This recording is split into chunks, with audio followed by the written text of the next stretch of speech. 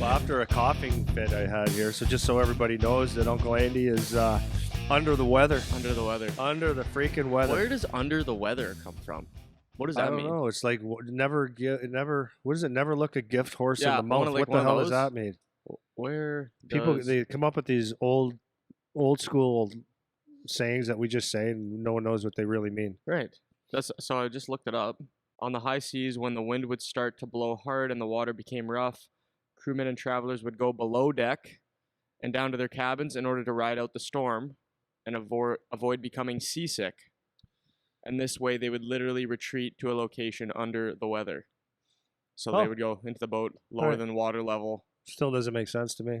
That makes sense to me. Oh, you're smart. Avoid getting seasick. Oh, so okay. It came from a sea thing. So you're under the weather. Yeah, he's under the. So okay, like he's hanging out. It still could be used a different term. Yeah, I agree. Weird though, eh? Yeah. Anyways, so this is episode 105. Yeah, that's good. I like the topic idea today, so we'll see how she flows. Yeah. Did you have anything you'd like to start with, or do you want me just to one tee thing up that for I'm you? so impressed with? Phil Kessel last night. Yeah. He's the new Iron Man in the NHL. 990 games, and I was showing you an article yesterday. I was reading some excerpts from it, and because he's got a bad rap, right? Yep. He's got a bad rap of a guy that doesn't care, guy that eats like crap, and he appears lazy and all that stuff. He seems to be very aloof, but apparently the guys really like him. And Dalton Prout was telling me that this guy in the gym's an animal. So we were reading that article yesterday, and we were laughing because, like, I don't know if anybody can really put in perspective playing 990 straight National Hockey League games without getting scratched, healthy scratch, or injured. Like, that's incredible. So for a guy that supposedly doesn't really care and doesn't take care of his body, as people kind of assume, and doesn't eat right, that it goes against every piece of logic that you tell a hockey player to be, right? Eating right and all that stuff. So in this article we were reading is one of the guys he played with, I think it was in Toronto, was saying that Phil Kessel doesn't drink water. he doesn't like the taste. Yeah. So he drinks Coke and Powerade. It's like, what? Yeah. Like, can you imagine not putting an ounce of water in your body? Yeah. That makes no sense. I know. And he eats Skittles and candy. He eats candy all the time and stuff. And so to say that guy can play 990 games straight, that's like doesn't make sense. The other side of it, though, is everyone says that in the gym, he is like the strongest guy. Yeah. He's just like an explosive, incredible freaking athlete. Yeah, we were talking about it yesterday because I didn't even know that. You told me that was coming up yesterday. I didn't know. But yeah, so the Iron Man thing is playing the most consecutive games without injury, without getting scratched, without whatever. Not missing a game so since this guy, like 2010. This guy's not missed a game since 2010. Yeah. For any reason. Right. That's insane. Yeah. So I was saying to you, he's quiet about it too, right? Yeah, because he also quietly makes $10 million a year. Yeah. So I remember when he played in Toronto, I was saying this to you yesterday, I think it's just because Toronto's a big market team where you get a lot of media attention, whatever. Yeah.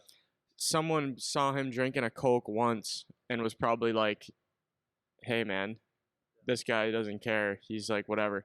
And yeah, and like, I say this to my guys too, like people see that kind of stuff out of context, right? Like the amount of demand these guys have on their bodies, you can actually get away with. I would never advise like introductory level nutrition advice on this, but we're talking about elite level athletes that are just shredding calories all day. You almost need to have some shit in your diet just so that you can get enough calories in, right? You need more calorie dense stuff. So there's a lot more leeway when you're a professional athlete where you can get away with stuff like that. So if you have a Coke through the game, that's actually not it's not much different than having a Gatorade. You're just getting a bunch of sugar in you because it'll keep you going, right? So people see that kind of stuff and they don't actually have the knowledge about what's going on. And the bottom line is this guy's been playing in the NHL for almost 20 years almost. Well, it's got to be coming up. It's got to be over 20. I think he came in at 2005, maybe earlier. Yeah, right. So he's coming up on sure. 20. He's coming up around 20 seasons. Yeah. Either way, whatever. Yeah. And this guy barely missed a game, and he consistently puts up points. It's like he's a 30-goal guy. Last couple of years, it's like 20. Last year in Phoenix or Arizona, it was a little bit less. Yeah, where they were trash. But guys that consistently was a 30, 40 goal scorer. Yeah, and I'm also not saying that he's the most exemplary person off the ice or anything because I don't know. And like if he doesn't have a good diet, then obviously that could be something that's better. But give some credit where credit's due here, man. Like the guy's played 900 some games or whatever in a Yeah. row. And he can skate. Yeah. He can skate, Yeah. man. Skate. Crosby hasn't done that. Crosby hasn't played 900 games in a row. Like, you No, know what I mean? exactly. Yeah, So exactly. it's like you can criticize where it's appropriate, I guess, but it's just that's a really impressive. What would that be? Milestone? That's a milestone. Accomplishment? Both. You said who's before Keith Yandel was the one before him? Keith Yandel did it last year or the year before. Yeah. He got to 989. Yeah. That's incredible. Which is incredible. Man. Yeah, that's It's incredible, man. Yeah. Because like the way Yandel played, he played like he was a defenseman. Rough and tough, yeah. So yeah, it wasn't like a goon or anything, but he played a hard game, put some hard miles on. Yeah. So you know that guy, and I'm sure Kessel too, are playing with some things that don't feel so good, Yeah. right? Oh like, yeah, like for sure. like as a D, just things that people don't really see is like maybe it's a broken finger. Yeah. It's losing 7 teeth in a game and still coming back. Would that include playoff games as well, or just regular season? Good question. Not sure. Yeah, I don't know. It could. I don't know. Either way, whatever. Yeah, I don't know. Because man, you playing to not miss it, to not miss one game. Yeah. To not miss one game during a regular season when it's an 82 game schedule, when you're playing every other night or every third night or whatever, it's like that is a grind on the body, and that's why it gets annoying when people share their opinions that haven't been there before. Yeah. Like they don't know the body grind, like what that's like mentally, what it's like physically, where it's not just the games, it's the practices, it's the workouts, it's the constant beatdown. It's the airplane, it's my everything. god, all that stuff, right? Yeah. Your body is just getting abused on a daily basis, and people just can throw out something like, "Oh, he's out of shape, doesn't care." Blah. It's like you don't know what you're talking about. You can like it's just as simple as like when you're active, you're beating the shit out of your body. So just like simply being in the gym all the time, right? Oh yeah. I mean, how many times have you in the last 2 years have you said, I tweaked something? Yeah, going right now. Yeah, see what I mean? Yeah, going right now. Yeah. Me, it's always a shoulder and stuff. So like, and that's like I'm not playing physical hockey anymore. Smashing into people. But I remember just like my years in junior, like always a shoulder, a knee, a back, a ankle, and I know that like you think about this and you know what I'm talking about. It's just a simple thing like lace bike and jock itch. Oh yeah, like it happens all the time. Blisters. Oh my god, like stuff that is just nags. Yeah, just annoys so you. You get a case of lace bite, and sometimes that doesn't go away until you're done hockey. So I remember myself in junior, like my instep, like where my foot, whatever it is, like where the laces come together, it was raw for 4 years because you're on the ice all the time in wet stuff and all that, and it's that thing. It's not comfortable. So and there's a lot of guys put pads in and stuff but it never goes away. It just hurts. So that's one. Yeah, for sure. I remember having a broken thumb and a dislocated thumb at the same time. That's hard to play hockey. But it's hard to play, but it's actually manageable. Yeah. But what a pain in the ass. Dude, I have the same kind of thing. Yeah. So on my left knee, I remember my second last year of junior, I got tripped going on a break and my shin pad shifted, so I landed like on the top of my kneecap, and it's still now it's numb. Like I don't feel. There's definitely some kind of damage going on in there. I had a partially torn AC joint that still bugs me today. I got the knee on the other side that I hurt my last year playing. That still bugs me. I got the tops of my shins, like you're talking about, around the laces, which are just numb. Chipped my elbow one year. I was thinking about that. Is how many times have someone hit you or you fell and you land on that elbow and it swells up and it's like they're not going to end you. No. But it's just like it's pain. You can't squeeze. You can't do all those things. Well, you know what else was the other thing when I played? I don't know. Maybe equipment's better now. And it was there was a lot of cross checking and stuff, but those short little cross checks across your triceps. I was just gonna say, I still have scars across mine, dude. Same thing. They just get in between the shoulder pad and the elbow pad. Yeah. So you add all those things up, and that's 4 years of junior. Yeah. Right. Seriously. Every day, but you take someone that does 15, 20 years of NHL hockey where it's the big boys and stuff. And he's playing minutes too. Oh yeah. No, it's incredible. It's amazing, eh?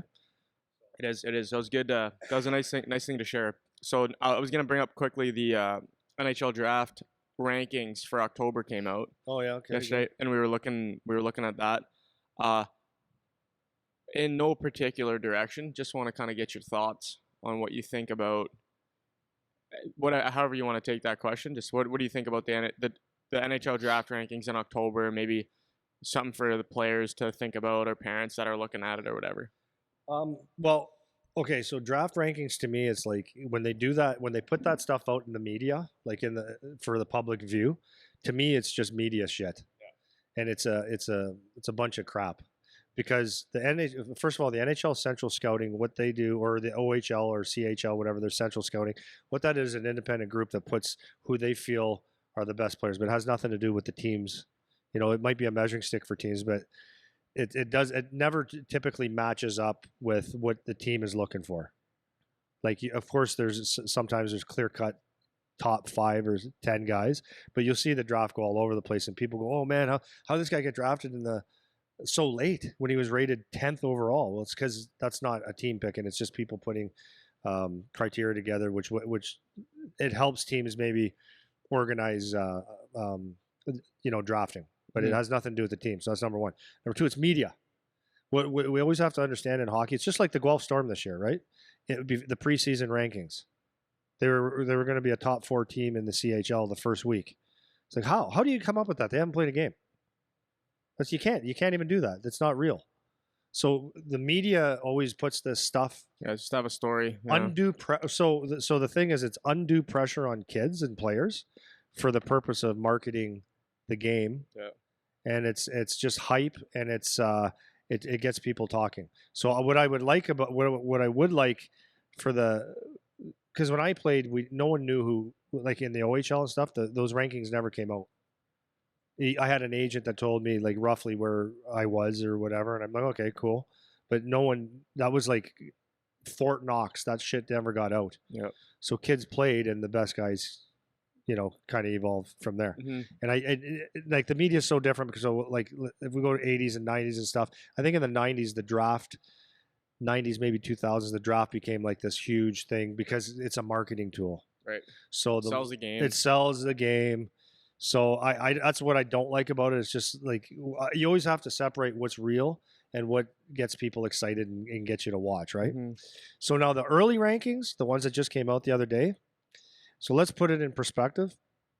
The CHL has been playing, I think the most any team has played so far is 10, maybe 11 games. That's in the Canadian Hockey League. College started a little bit later, so I don't know for sure, but I'm going to say they're at least half of that, 5 games. Yeah. And Europe, I don't know how many games they're at because I don't live there. But how would you take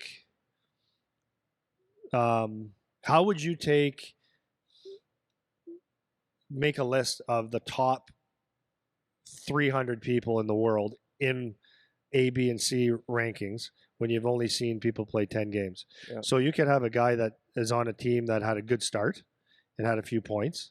You might have a really good player on a bad team that isn't playing well, that is struggling, but you haven't seen them enough to actually come up with a thing. Yeah. So most of that comes down to, in my opinion, is a lot of hype from previous talk. Yeah. So if someone had a good year, like I'll use Cam, for example, in Guelph, he had he was a CHL player of the year, his 3rd overall, and everyone talked about how awesome he is, and he is. He's freaking great.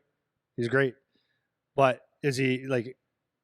How do you rank him on this year? The team has been really, really struggling, and I don't think he's looked absolutely his best. He looks good, but they're on a struggling team right now. Yeah. So how do you say like he's for sure a first round? You don't know. Yeah. Okay, things could change from one year to the next. So to me, it's all hype. Yeah. So it's that, and then if your name's not on it, I mean, okay. So last year when that came out, there's a whole bunch of guys that were a couple people that I know that I've trained that were rated like really high, and I was like, my eyebrow was like, I don't see it. But that was the preseason, and then at the end of the year, they didn't get drafted, or they got drafted very late. So it's just to get people excited, and it's should you pay zero attention to it? I wouldn't say that, because everybody wants to name. It's an indicator, yeah. Sure, like but it's an indicator of previous talk. It has nothing to do with right today, but although if someone has in 10 games and they're 17 years old and they got 16 points, then their name's probably on it. right? And they're 6'4", whatever, all those things. So it goes both ways. But it's October, man. We've only been playing for a month. I don't know how you rank anybody anywhere. So, and I just think it should be. I think it should be a private thing. I don't know why the media has to do this. But then, if you say that from the NHL scouting, Central Scouting releasing it, if you say they keep it quiet, then but you're never going to stop TSN and Sportsnet and ESPN from doing their own little rankings. So, but you gotta take what is the media and what is reality and flush it. Yeah, because the document that I was looking at that you got, I don't know where that came from. Like, I don't even know where. Like, you can't really access that. It's not like a public website. Like, it's weird where it came from. So I don't really know where. Well, this is the problem with the world. Yeah. This is the problem with the world. Okay, so there are supposed to be things that are private, but then, well, I've got access to some stuff. Some. You saw the one thing I have from the NHL that no one's supposed to have access to. Yeah. So I can look at a lot of stuff that no one would ever see. Right? Right. You know what I'm talking about? Yeah.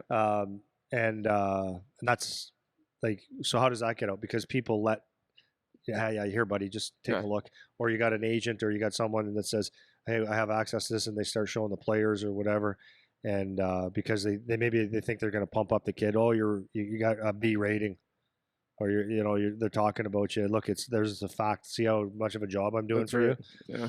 Right. So yeah, that's kind of what I mean is so that thing gets out, however that list gets out. And for people who haven't ever seen the official NHL Central Scouting, the rankings, they rank, like you mentioned it quickly, but I just want to touch on again there. They give people an A rating, a B rating, or a C rating. So it's like what grade of player. Obviously, A is the highest. So that would be your first round or high first round players that are supposed to be anyways. Yeah. But to your point, it's like that isn't the reality of what happens a lot of the time, right? So when you actually end up looking at the draft at the end of the year, a lot of times that's not the case. It doesn't line up the way that they had it ranked because, man, the world is big. There's a lot of players. Guys could get hot going through the playoffs, and that changes things. Guys could really be like with Guelph. If you're on Guelph right now, they're a struggling team, and maybe that could end up dropping you because it's harder to play on a shittier team. Yeah, you don't look quite as good. Yeah, you don't look quite as good, right? So it is what it is. But just for people that it's not even obviously necessarily an NHL Central Scouting thing because not everyone is going to be in that position where that will affect them. But anything like that, Well, I'll just back it up because as you were talking, I think we should probably address like some of the kids and the parents of the kids. Right. Yeah. Is like I know that there's these forums out like I don't know what's a forum mean like a forum where blog stuff. People release articles where they share their opinions where people bullshit. Yeah. And people and there's these scouting reports for kids and stuff like that, like that. If you really want to get the information, you got to pay for a subscription. So understand that's all marketing and stuff. And people like to hear it, right? Like I don't understand why. Like if let's say PowerTech started our own draft ranking thing, like what would that mean anywhere? Yeah. It would mean nothing, but that's what this stuff is. Yeah. You got a bunch of guys watching games. Like who says you're qualified? Right. Right. And so anyways, as kids come up, every one of these blogs that you hear or these forums that you hear, it's like, it's bullshit. Like, you don't know, like if we had a scouting thing and we started going around, like, how would you know a 13-year-old how good he's going to be? And like, why would you be talking about how great this kid's going to be? Mm-hmm. So many things could change.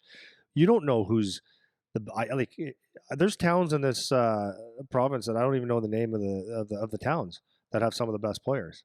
Well, you're never going to get there. So how do you put these guys all on the same list and all that kind of stuff? But the thing is like as kids come up and parents come up, is they buy the hype, and they start talking about these rankings, and it's like it means nothing, man. Yeah. Because at the end of the day, and I guess it kind of ties into what we're saying is what we're talking about today is when a team, someone could like there's analytics. So people have like a lot of the scouting have analytics. They can skate, they get this many shots on net, this, that, the other thing, which may mean something, but it also might not. Because at the end of the day, if you're the Windsor Spitfires and you're looking for a player, it doesn't matter where the ranking is. It's like you're looking for either the best player possible or someone that fits into your team. So in the NHL draft last year, it was Shane Wright. That's all you ever heard for 2 years because he had the exceptional status. But apparently, there was something in those first three teams that, as good as a hockey player he was, that wasn't the fit for them. They need So it something meant else. nothing. Yeah, meant nothing. All this hype and all the pressure on this kid, and then him having to explain how, are you disappointed? Are you like, like, how does it feel? Like, what happened? It's like, no, he went 4th overall, dude. It means he's an amazing hockey player. Yeah. But all the hype, he's got to answer the questions now. Like, oh my God, it must be awful. Yeah. No, it's not awful. Yeah. It's not awful. Yeah. Seriously. Montreal needed. And would you blame Montreal for taking a 6'4", 238 power forward? Yeah. I don't blame them. No. That's actually who I would have taken. I told you that last November. Yeah. Right. Yeah. So it's like it's all hype, man. It's all hype, and so what leads me to kind of what we're talking about there today is weird how that happened. Eh? This is why I thought it was maybe go this way. Really? So, Yeah. yeah. So what leads me into this game is that there's a lot of talk, there's a lot of hype, there's a lot of blame that goes around, but the bottom line is, as a player, you have to own your own game, own your own performance. Mm-hmm. Okay. So what made me think about this is that, like, it's amazing over the last, it's very common. So like from parents and kids, this is very common. Okay. I had one dad call me the other day and say that the coaches are not getting the message, or they're kind of giving a mixed message, this player. I said, okay, like what? And so they gave him a few things. Like one of them was foot speed. Well, to me, foot speed is a generic statement. Yeah. Right? Non-specific. Working on your foot speed. So I said, okay, so if you want to get real detailed about, like, if you want to call them out because you feel like you're getting a raw deal, or you're getting picked on, or you're getting mixed message, whatever it is, I said, then we have to be smart enough, or not smart enough, but we have to push back a little bit. And I think this goes for every player. So when a coach says, work your foot, you got to work on your foot speed. I told the boy, I said, when they say, like, ask them, what exactly does foot speed mean, coach? Does it mean like my quick starts? Does it mean like pivoting? Does it mean like my 10-foot game? Does it mean power? Because what specifically, so I can work on it. And then maybe you're calling bullshit because it's an easy thing to say. Yep. But anyways, so this particular person was like, there's something in the game that's not like, let's be honest, if the coach is pointing things out and giving video, and there's always something, then there's something, right? Yep. There's something. And then, a couple other kids that I've talked to in the last little bit, it's like the struggle, like, so now we're talking like at junior levels and stuff, the struggle, which seems unfair, or I just want a chance, and all these, you know what I mean? I just want a chance. Why can't I get a break? Why isn't it me? If I got out there, I could do that, blah, blah, blah, blah, blah. Okay. But what we always have to do is we have to look in the mirror. There's an honesty mirror that is critical to look at. Okay. So the easiest thing to do, like when you're winning hockey games and the things are going well and you're getting ice time, there's a good and bad in that. The good part is that you're in a groove and things seem to be good. But the bad part of that is maybe you're not pushing to the level that you need to push, and things are just flowing, right? But it's when you get on a losing streak, or you're a goal scorer, you're not scoring, things like that. Then that's when you have to go to the honesty mirror and say, what am I doing wrong? So here's the thing. So over the course of the few kids that I was talking to, it's like, what's wrong with the coach? Okay. And that could be the issue. Like, I don't get it. Okay. So the solution to me is like, always go and ask and have conversations. That's good. But before you get too deep in the conversations, the first place that you need to look, and it's the hardest thing to do sometimes, is look at yourself. Because if I'm a goal scorer, let's say, and I haven't really scored and I haven't got the chances, if I go to the coach and maybe he puts me on the pine for a little bit, and or doesn't put me it takes me off the power play, whatever it is, the easiest thing to do is say, like, coach, like, how am I going to score without getting the ice? Yep. Whereas you might be saying there, if you actually sat back and watched some video, or if you looked in the mirror and asked yourself the real questions, like, why am I not getting the chances? Or a better question would be like, how can I put myself in situations where I'm going to get my goal scoring back? watch some video and say, oh, okay, whatever. These are a couple reasons why it's not there, and I gotta fix that. Take ownership of my own game, work on it, and then approach the coach. Right. So my point, I don't know if I'm all over the place No, here, you're but right. I can yeah. take you up. You're good. Keep going. But so the other thing is if you're going to be a player, and it doesn't matter if you're a goal scorer, okay? Because goal scorer is one thing. If you're a defenseman, if you're a forward, whatever, no matter what type of role that you play on a team, if you're a goalie, it doesn't matter. No matter what role you play on a team, in order to be effective and in order to create zero doubt that the coach should be playing you, is to make an impact in every game, or preferably every shift, or pretty much every shift. If you're not making an impact on every shift or almost every shift, then you're what we call a bucket of vanilla. And when you're vanilla, then why should you get anything extra? So reading a game, let's say, if I'm going to stick with the goal scorer for a bit because I talk about power forwards most of the time, right? But let's say a goal scorer. So if you're not scoring, what can you do to change the game and still have an impact? Well, maybe it's excuse me. Maybe when you look at your game, your defensive side is not as hard as it could be. So maybe you start with that. You start playing a better defensive game because from good defense, you'll create a little bit of offense. Maybe you start getting a little bit more physical. I'm not talking running guys. I'm talking they get harder on pucks and stuff like that. Maybe you're not going to the net as hard, but looking at that game and making an impact. Maybe you have to face wash someone just to get some attention and just to change things around, right? And it's the same with a defenseman. You know, like maybe you're not having your best days. Well, maybe you got to simplify, but maybe it's like you got to be boxing out a little bit more to get involved, and you just got to create things to make an impact. So if you're not scoring, if as a goal scorer, what are you doing to make a difference in a game? You got to make an impact. Yep. So everybody has to do that. So if you're not making an impact in the game, you're actually not that important to the team. Yep. So the kids that are going through, and it's not like they're jerks. It's just that when they're going through, and every player, especially the higher level you go, you wonder why someone else might get ice over you. Well, it's like because they're making maybe a different impact in the game, right? Even though you might not see it, right? But you have to look inside to decide like what it is. So like there was one player that I was talking to last week, and it was like opened his eyes, told him like you're playing well, just well though. Oh yeah, I know, I feel that. Like but I go no, you can't. You can't have an excuse. Like the hits aren't there. Is that what you think? Like you're a physical player, the hits aren't there. Why aren't they there? You're choosing that. Your feet aren't moving hard enough. You're not choosing to make that decision to finish your hits on a consistent basis. Because they were there when you're dialed in, they're there. So that's a decision.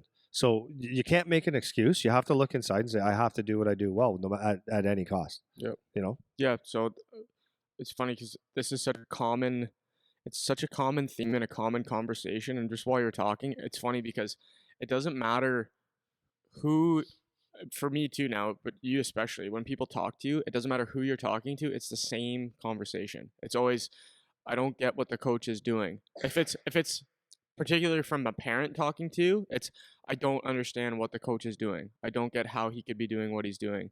If it's a player, it's, I don't understand how this guy could be getting this ice and I'm not, and whatever. And that's fine because there could be an element of truth in what you're saying somewhere, but there's also an element of responsibility that you have for why it's the way that it is, right? So it's funny because just as you're saying this, like I had a kid ask me a question last night. I had a video talking about improving your confidence, and I was like, the thing that I have found to improve your confidence is you need to have opportunity and you need to have experience. If you have experience and opportunity, you'll feel like you're really confident in whatever you're doing, right? So you need to get a chance, and then you need reps getting that chance, and then you'll feel confident in whatever the situation is. So if you're not getting that, then you have to earn that. You have to earn opportunity, right? You have to start by earning your opportunity. Then you'll get some experience, and then you'll feel more confident. So I had a kid ask, he goes, what about when you ask for more? Like if I ask my coach for power play or penalty kill, I have ideas of where I could be good, but the coaches are the ones that get to make the decision. And I said almost exactly what you said. I was like, before you go and ask someone else for more, you first have to ask yourself if you're doing everything you could be doing, right? Because a lot of times what happens is, especially if you're on a poor team, the team, let's say the coach gets fed up and he sits his top 6 guys and he's just like, you guys suck, sit down. Then the bottom 6 are going. But normally, I would say consistently, you'll still lose the game 7-1 or 7-2. So if the coach sits the top 6 guys for the last 15 minutes of the game, and now your bottom 6 are just going back and forth, most of the time the team still loses, right? There's a reason, right? There's a reason.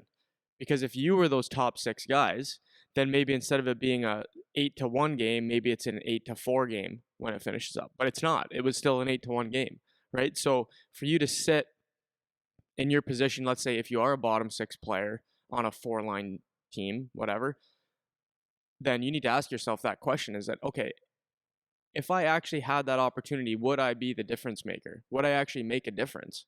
And a lot of times the answer is no, actually you wouldn't. Because when you are given the opportunity in those moments, and there's a lot of variables, like sometimes, yeah, the team had a bad game, so it's hard to get up in the last 15 minutes when you're getting smacked already. And all of those things obviously play a role. But at the end of the day, it doesn't matter, because now here you're getting your opportunity and you're actually not getting a different result for the team, right? So even if you're going out and you're like, yeah, see, I played the last 15 minutes and I got my hits and we had some good offensive zone time and whatever, it's like, that might be true, but you didn't win, right?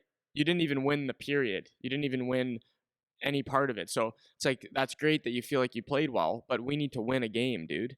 You know? So for a lot of these kids, they get into that exact situation where they're thinking, I don't get why the coach is doing this or this or this. And it's easy to think if I was there, I would do it better or I would do whatever. But a lot of times the coaches actually are pretty right. Like a lot of times they have a good feel for what the team is capable of and who should kind of be where. Well, for sure. Yeah. Well, but the thing is you have that responsibility if you want to be the top dog. Like with taking excuses away, there are things you could do that impact a game, and you don't have to be the best player. Yep. Like what happens is, and I don't care what I think it's very few people that don't get a little bit comfortable. So like if it's your first year AAA or you've been playing AAA hockey for your whole life, there's a comfortability in how you play. You might work hard, but is it actually as hard as you can work? Yeah. Like are you back checking, or if your defensive zone work, is it? You might look like you're working hard, but could it be 5%, 1%, 2% harder? Most of the times the answer is yes. Mm-hmm. So, and it's like being comfortable, you kind of just get in a groove and everything's just fine until it's not. And then when things don't go your way. So it's really hard. I mean, Dalton talks about this all the time. He goes like when he made the NHL, it was like an everyday thing. Every day. I was telling that to Charlie, and it's like for a young guy, it's hard to actually understand that, because as you grow up as a good hockey player, hockey's easy. But once you start getting everybody that's top players from around the world, right? Mm-hmm. So that comfortability, it can't be there. You have to be like, so Dalton said he had to earn his stripes every day. He was judged on a practice, man. If he whiffed a couple passes in a practice or didn't have a great practice, that would be, well, you're not playing tonight. Mm-hmm. And he went through his whole career like that. So to get that message across, like every day counts. Every shift counts. Every practice counts. And if you have to do that. So that's hard, I think, when you're a kid. But it's the reality. And I know for some people it's like, wow, it's not a war. But when you are in the game and you're actually very serious about being a hockey player and competing and going to the highest levels, you are a warrior. You have to be a warrior, shift after shift. Because and this is what I mean about comfortability. Like all of a sudden you think the guys on your team are your buddies, okay? And you are friends. But make no mistake, your buddies are competing for your job. So like you are friends, but you're not. You're in a competition all the time. So when you get to that bench, it's got to be okay. Breathe, regroup, recollect your thoughts and look at your habits. I did this. Okay, do whatever it is mentally to get focused, and like all you're thinking about is your next shift. I've got to do like so. I've got to do my 3 things. I got to get the puck out. I got to get it deep. I got to skate hard in the neutral zone. Got to finish a hit. Whatever. I got to make an impact in the game. You got to do one of those 3, 4, 5 things that you do well every shift. Like nothing else matters because nothing else actually does. Mm-hmm. And it's like I just find like it's so easy to get comfortable and just say, "Well, here's another shift. Um, here's another shift. Well, there'll be another one later." Like, but it's got to be like so dialed into this is what matters right now, and with that absolute warrior mentality. Yeah. So lots in there. Was there? Oh yeah. So I'm gonna just to tighten up a couple points that you made that I think were important for some of the kids. There's I want to go back to how before there's a lot of that like I don't get it kind of attitude among players, among parents, how when they look at how their team is doing or when they're in a negative situation, it's like I don't get what's going on. I just don't get it. And to exactly kind of what you're getting at is, and we say this all the time, is control. You have to control the things that you can control, and you have to take the most amount of responsibility possible that you can for your own game, right? Because if you're not getting something that you want, then there's some part that you're playing in you not getting it, right? It's not just, it's very rare that you're just getting screwed that bad, right? It's very rare. Yep. Where it's just like, wow, I'm actually doing everything I possibly can right, and I'm still just not getting it. Yeah. It's very rare that happens. So to your point, when you're in practice or when you're in games, like your teammates are your teammates. These are your buddies. These are the guys you hang out with and all that. But we've talked about it before, is there's an element of that inner team, that inner squad competition where if you want to be in the top 6 and you're not right now, that means you have to steal a job from one of those guys. You have to. Yeah. And if you get your chance, even if it's a shit situation in the game, even if it's a penalty kill, even if it's a whatever, you finally get your shift and you go out there and you don't do anything, or you just blend, or you're just okay. Blending is not good enough, right? It's not. You being have to good. Being good and good enough is not good enough. Yeah, you have to do something that is extremely noticeable. Yeah. And that could be a goal. It could be some kind of playmaking ability. It could be a big hit. It could be a fight. It could be something that makes people look at your number and be like, wow, number 11 there, that was nice. Yeah. Or whatever. Or that was great. Or that made our Why'd you pick number 11, by the way? I honestly, it was kind of random, but now that I'm thinking about it more, I used to be number 11. Okay, there you go. So maybe that's why. Well, you know what? I almost said 23, but then I was like, then it's like I'm talking to Charlie, right? Yeah. So anyways, you have to do something that's going to make you stand out because like I said before, to reiterate, you think you're getting screwed, whatever, but then very common, I see that the kid finally gets to get out there and make and it's their moment, and it's just the same. It's more of the same, you know? So there's that. So I kind of wanted to spell that out, and I like how you spelled that out too. Is like you have to remember that you're constantly competing.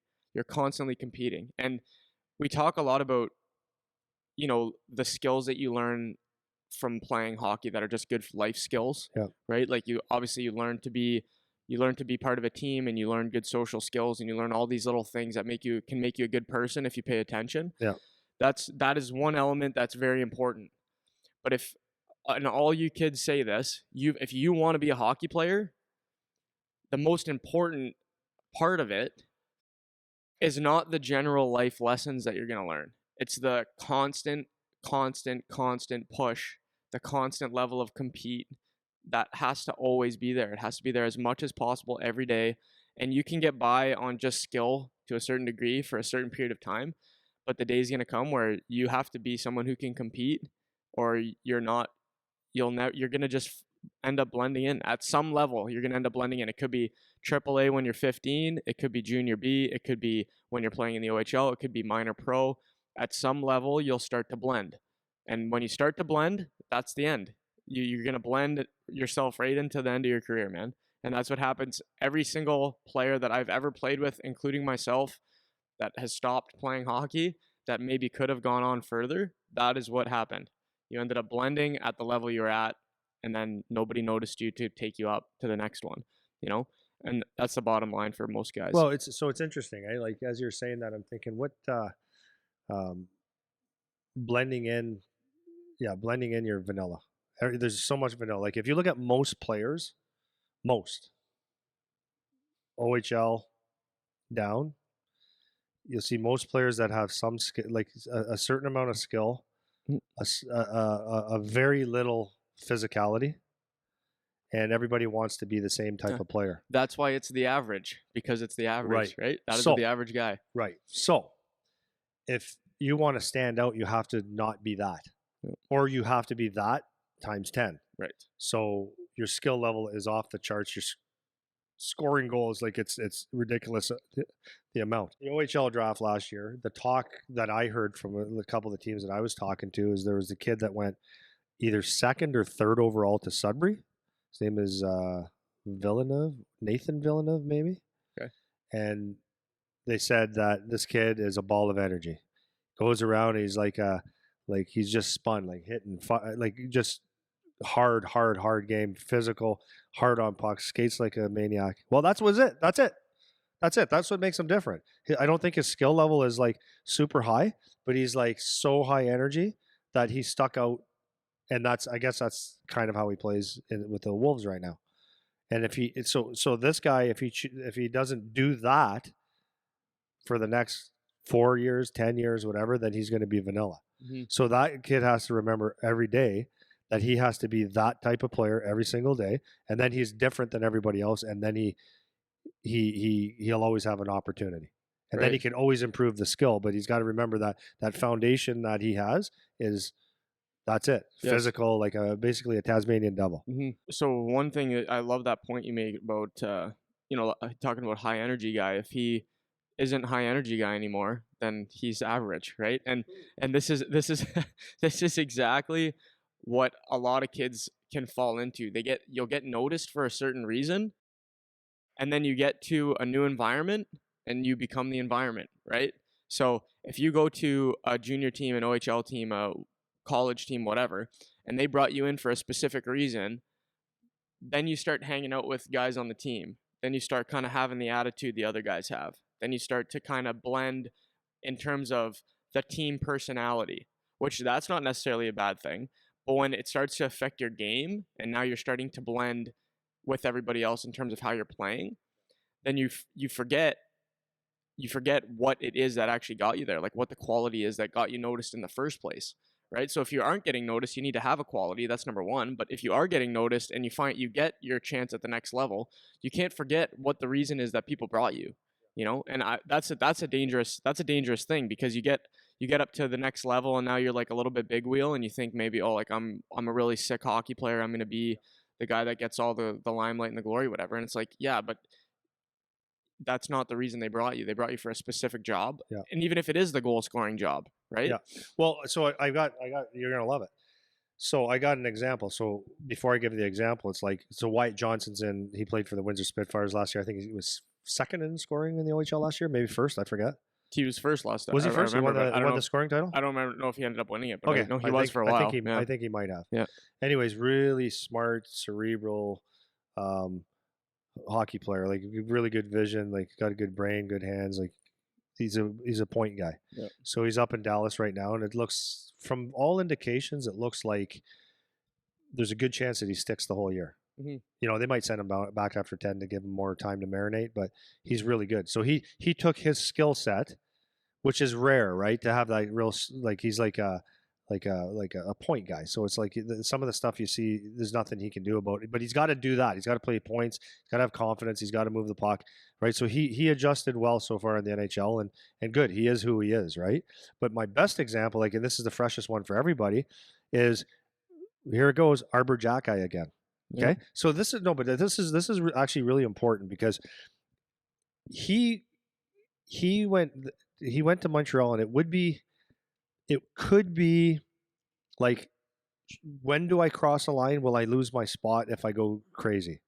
Should I do it? What he's always done, as far as I remember, is he plays his game. He's going to go out there and he's going to be very mean. He's a big body, very mean, right?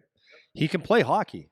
But if he just goes out there, if Arbor Jacki goes out there and defends with a stick, and he moves the puck and skates up a little bit and gets some shots, he's not Arbor Jacki.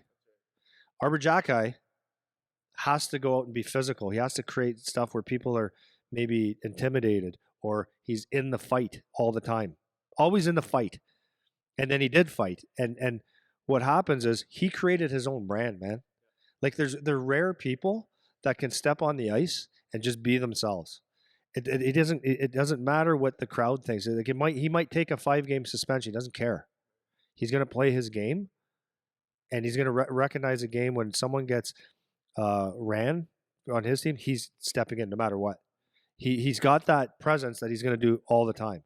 So he took his game and he just took it to the next level.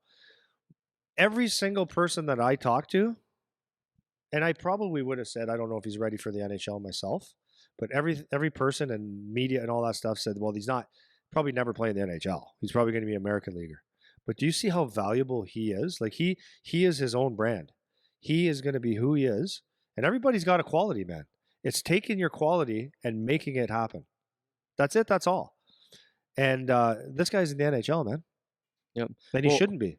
Yeah. Well, he should be. But if you do the analytics and if you do all things considered, he shouldn't be in the NHL. And he's 21. If you take out that toughness element, he's not in the NHL, because now he's average or below average. So if his skill is just baseline, he's not good enough where he would stick in the NHL. But because he goes out in game 4 and fights Zach Kassian as a 21-year-old, like Cass is a tough man.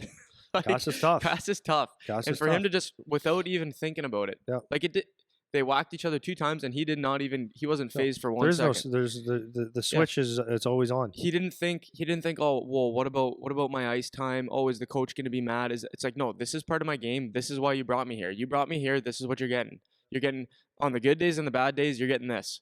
This is what you're getting. And if you don't have that mentality, if you have a specific thing about your game that should be the reason why you're there, and you don't do it because you're thinking of something else, right? It's like, well, if I take this fight right now or whatever, I'm going to get suspended and miss the next 2 games. It's like, yeah, but if that's part of your game, it doesn't matter that you're going to miss the next 2 games, because that's why you're there, and people know that about you. You might right? miss 2 games, but you're going to play 10 years. That's exactly rather right? do that than not do it and never play. Yeah. So the only time, like the take home thing for me is the only time it's okay to be a guy that blends in. The only time that's okay is when you are playing at the level that you want to stop playing at, right? So if you're playing in the NHL and you want to be a guy that blends in, where you're like, you're a third liner, fourth liner, and you want to be just good enough to stay where you are, then that's fine. You could make a career doing that once you're in the NHL. If you're a solidified third line player and you're like, yep, I'm going to stay here I'm going to hit cruise control and be a third line player for as long as possible in the NHL, you could play 5 years, you could play 6 years, you could play 10 if you're really good at it or whatever. That's the only time that blending will be okay. Because if you play to blend at the level that you're in, you're not going to get picked to go to the next level. So if there is a level higher than the NHL, which there is, if you go to the Olympic team or you go to the All-Star game or whatever, the guys that blend don't get picked for that, right? So it's like the only time you can blend is if you want to stay at the level you're at and not move on any further, you know? So you have to keep that in mind, because most of the kids that we talk to, they still have goals and aspirations of moving on to the next thing, right?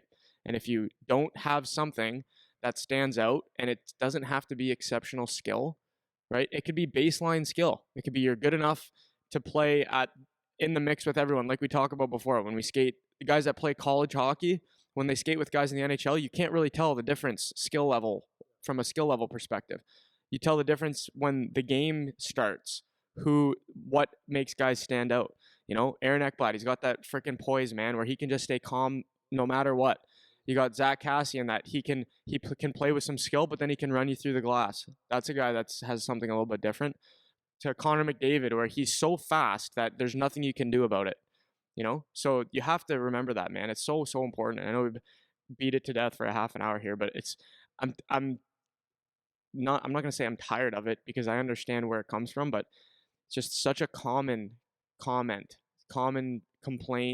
It's always the same conversation. It's like, I don't get it. I'm not getting this. I'm not getting that. And that's the thing, is like, okay, that's fine. That's fine. Like at some point, like, listen, there are times where a coach favors a kid. I'm not saying favors him like he's his little pet, but favors the way he plays, or there's something about one player or two players that they say that's the guy I need to get on the ice. So be it. Yep. That's fine.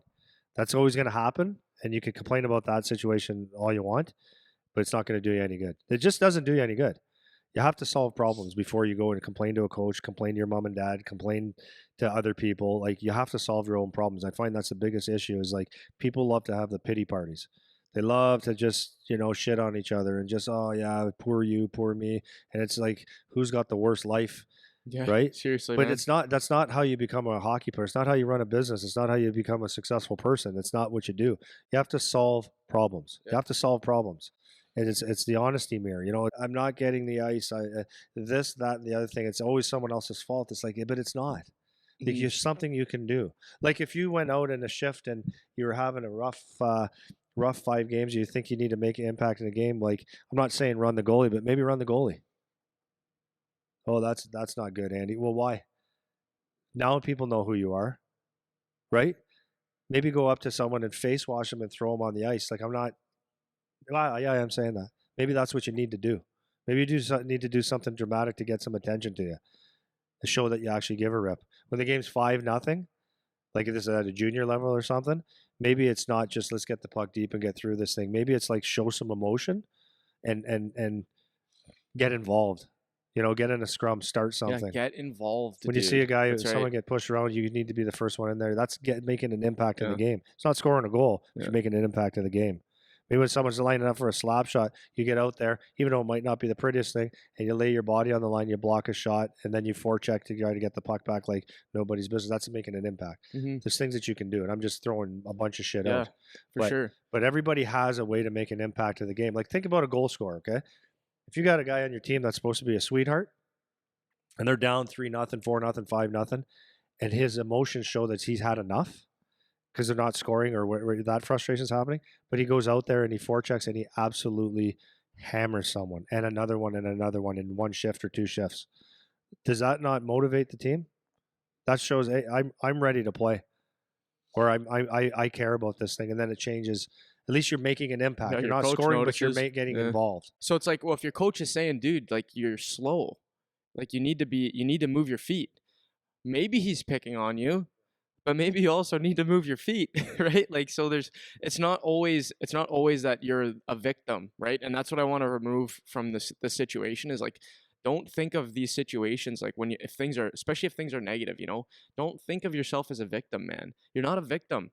Especially in these circumstances, if you're playing hockey at a high level, like, we're mostly framing this for some, like, kids that are older, like high draft year AAA to junior and beyond. It's like, you're not a victim, man. It's like you're playing at a high level of hockey. Like, nothing about this is victim for you, right?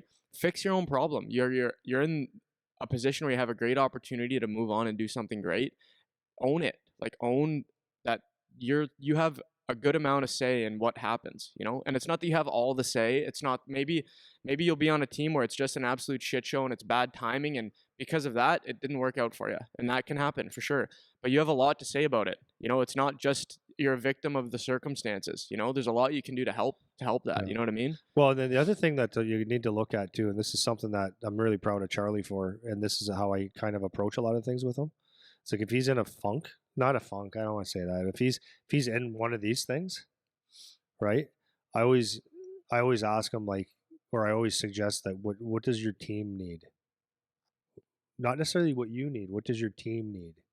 Because all of a sudden, like, there's some guys that respond to, oh, I need to be good for my team. I can make my team better.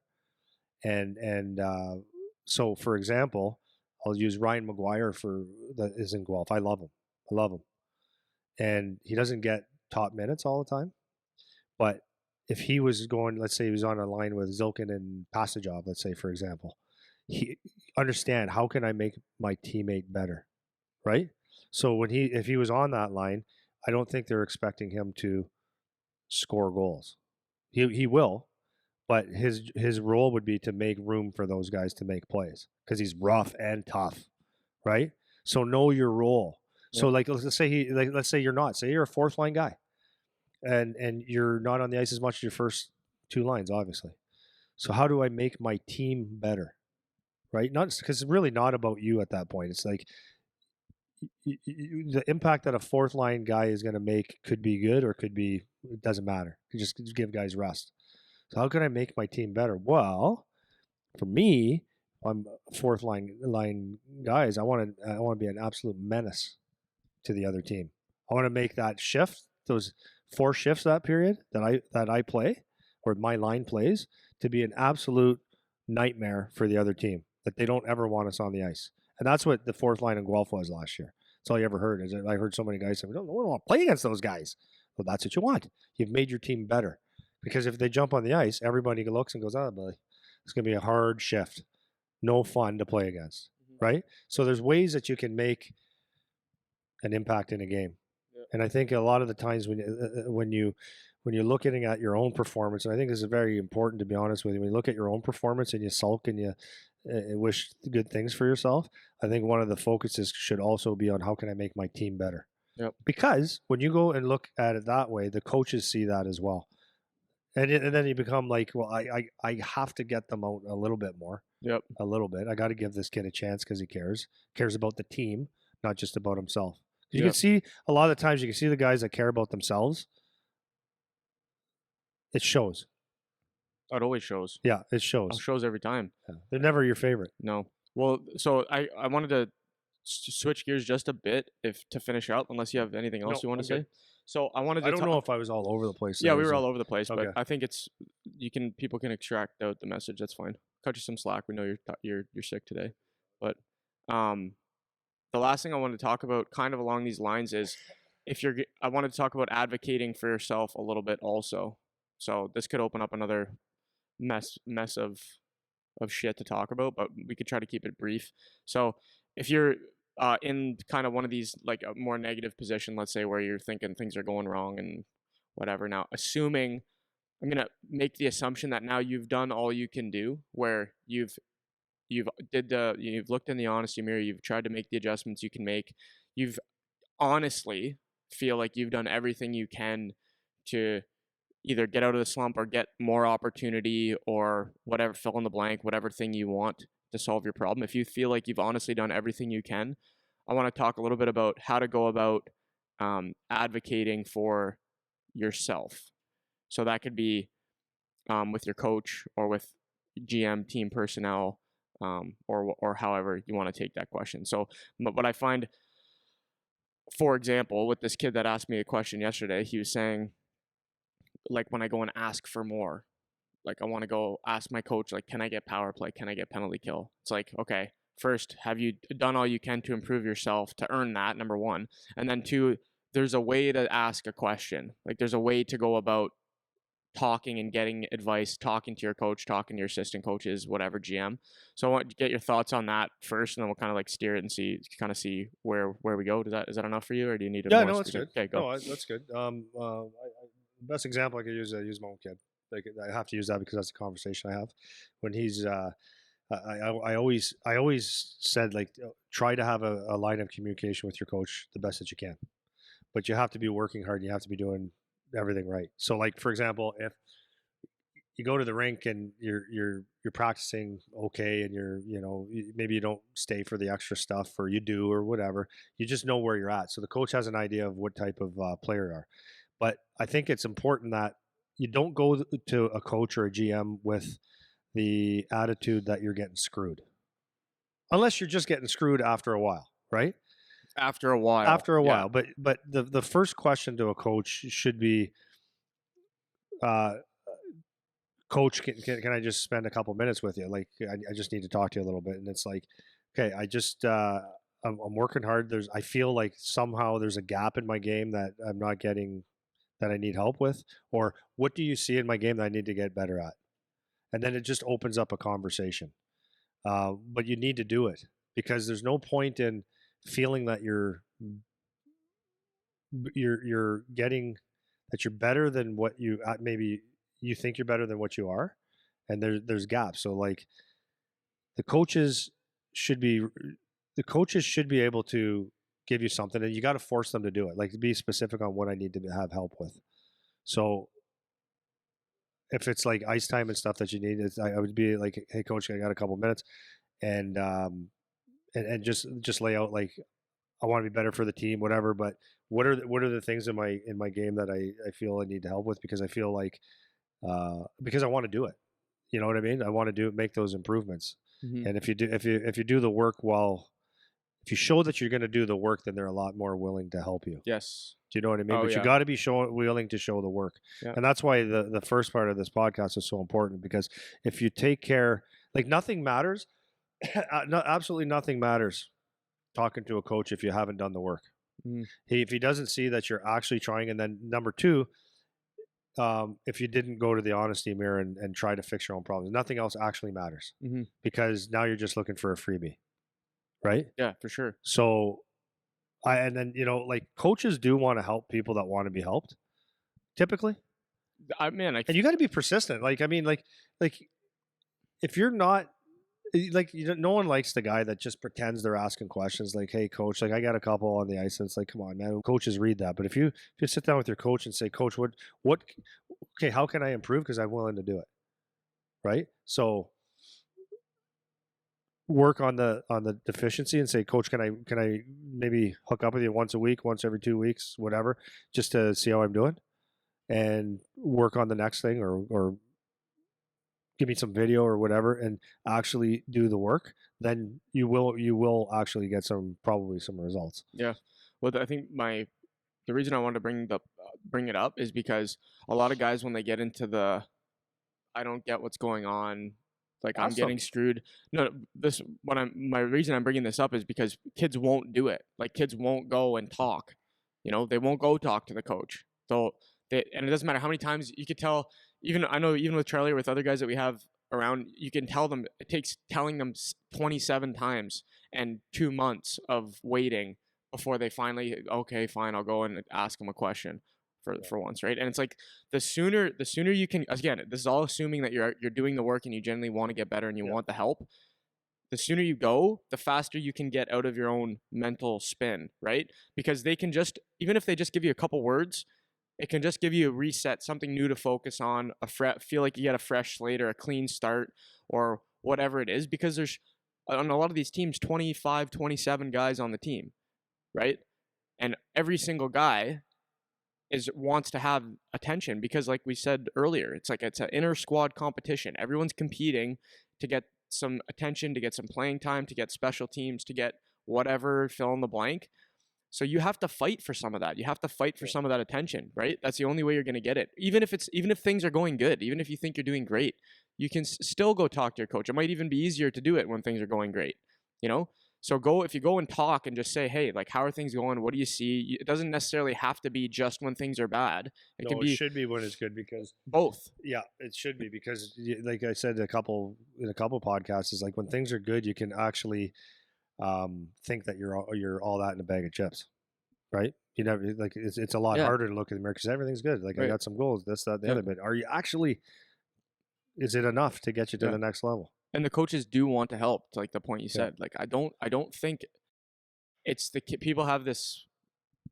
I mean, the way a lot of parents and players talk about their coaches, it's like they're this evil person, you know? It's like the coach is the bad guy, or it's like me versus my coach, or whatever it is. And I remember I had that in with junior with my coach. I talk about my last coach I had in junior. I did not like the guy, did not like him, and if there was as much blame as I could give this guy, I would give him for how I felt the last year went for our team, for me personally, whatever. But that does no good to look at it that way, to have that attitude towards the coach, right? Because they will help if you go every single time, every time a kid goes and talks to their coach, and then they come back and talk to us with some feedback. It always ends up being a better situation. It never ends up worse. I can't think of any time it has ended up worse.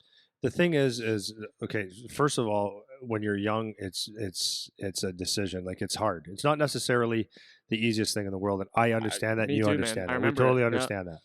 Totally understand that. But it's like a thing that you have to face if you want to get better. And assuming that you go in there because no one's bullshitting anybody. If you're doing the work and you honestly, because if you honestly think that you're giving everything you can, you're doing things right, or you actually have a problem that you want to fix, if you believe it, then it's a lot easier to have that conversation. Like Eric, I feel like I'm playing well. Like, and if I really believe that, I feel like I'm playing well. I think I'm doing this. Like, but like, is there something missing? Like, and the coach could say, yeah, well, it's this. Oh, that actually will probably make sense. Mhm. But if you go in there like just because you want more ice, or just because you're getting screwed, Right. you don't have a belief. That's right. You don't have anything to stand on. You Mhm. can't argue your point. You can't say, no, I finish every hit. I've been first on the puck. No, I backcheck. No, I'm making plays. Like, and I feel like I could do it as good as anyone else. But if you feel like you have a leg to stand on, and you have a belief in what you're talking about, then it becomes a little bit easier. But it doesn't have to be confrontational, Yeah. especially the first time. It could just be, Coach, can I just talk to you? And it's just a conversation. That's all it is. And the coach will either, communicate, or he won't. And then that's the next problem. But Yeah. the thing is, in the Jordan Peterson books, he talks about the dragon, right? And what happens, guys, is you see things go too long. Like 1 week might be too long for some people. 2 days might be too long for someone. People see a problem and they don't address the problem. They ignore the dragon. They sit there and they say, no, that's not really a problem. Or I'll just let it go away. Maybe if I don't talk to the coach today, what's the difference? I'll just wait till next week. Wait till the next week. Well, the next thing you know, it's that dragon getting bigger and bigger and bigger. Now it becomes this huge, massive problem and chaos that you don't even know how to deal with.